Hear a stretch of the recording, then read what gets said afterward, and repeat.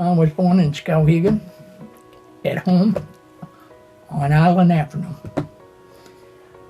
September the 25th, 1925. My father was lucky. During the Depression, he kept his job. He was a foreman in a spinning mill.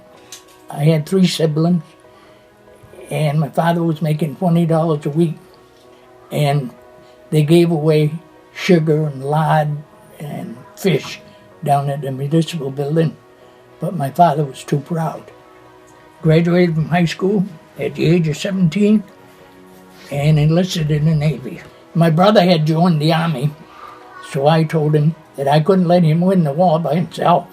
I went to Newport, Rhode Island, and enlisted. They were all draftees except me. The youngest one was 23 and I was 17. And after I got out of boot camp, I got assigned to the ship. At Purdue University, I studied electricity. While I was there, I got promoted from fireman 3rd class to fireman 2nd class.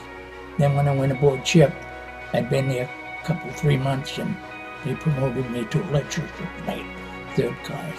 Yeah, I stayed 3rd class until, after we went through a couple of invasions. The biggest one was Invasion Leyte. That was the biggest invasion in the Philippines. We bombed the coast for 3 days and 3 nights. We'd go bomb it, run out of ammunition, go out to sea and refuel, re-ammunition, go back in and bomb again. And there must have been 30 or 40 ships that did that. Destroyers, aircraft carriers, and battleship. Like when we used to go about 200 yards off the beach, and there'd be a battleship back there shooting over our head, and we could hear the whistling as it went by, and the big bombs would explode. So then we went to Okinawa. We were at Bucknet Bay. A typhoon was coming. So they told us, instead of staying in the harbor, we had to go to sea to fight it, because the ocean was pretty bad in the harbor. So we went to sea, and the waves were almost 75 foot high.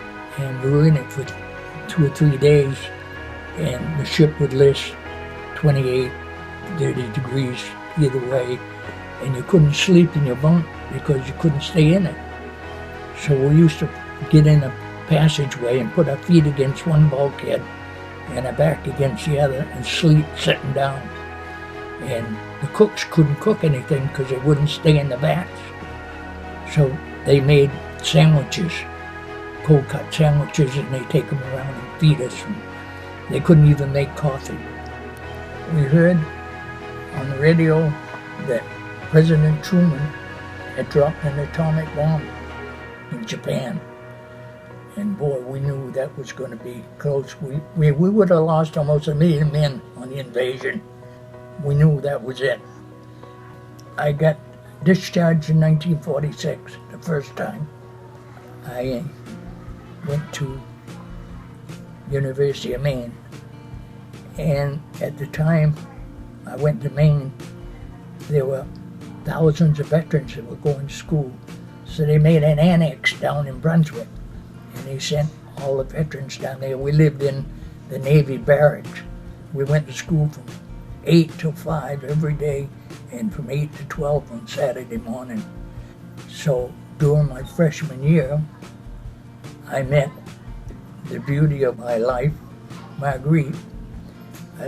We used to play pinochle at her uncle's house. So she came in one night after she got out of work, and I said, "You want to learn how to play pinochle?" She said, "Yeah." So I asked her if she wanted to go to movies, and so we dated for a while. We went to dances, and when I was home on weekends from school, and I proposed to her, and we got married on New Year's Day in 1948. I was going to get married in December. We had it all set up with a priest, and her aunt told her that weddings in May and December didn't last, so she wouldn't get married in December. So we got married on New Year's Day.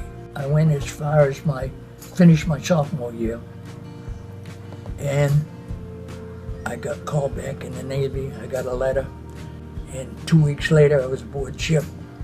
I got up in the morning, we was out to sea. He said, where are we going? We're going to Korea. I was there for 15 months. Your mother was born while I was gone. I didn't see your mother until she was 13 months old. I went to Norwalk Shoe looking for a job. And I talked to the general manager, and he says, I'll give you a job for 50 cents an hour. I said, no. So I said, I'm leaving. He called me back and he says, I'll give you 60 cents an hour. So I said, okay, I'll take it. They put me in the stitching room doing floor work, and they liked me, and 3 months later they made me a foreman. They gave me $41.25 a week. And boy, that was good money. So I worked my way from foreman to superintendent to plant manager. In the meanwhile, I had met a guy from Ohio. So he said, I think I can get you a job in El Salvador. We got on the plane, flew to El Salvador. The guy interviewed me. I told him what I wanted for money and everything. He said, okay, the job is yours. But I stayed down there for 18 months, and they shot up the country. Came back, and I didn't have a job again. So Mr. Elwin called me, wanted to know if I'd be interested in going to Puerto Rico, because a reporter had made a story about me in the Bangor Daily News, and he had read it. He knew I'd been in a foreign country. So he called me out to his camp in Belgrade, and I went out there and spent the day with him, and he offered me a job in Puerto Rico. So I accepted the job, and I lived down there for 12 and a half years.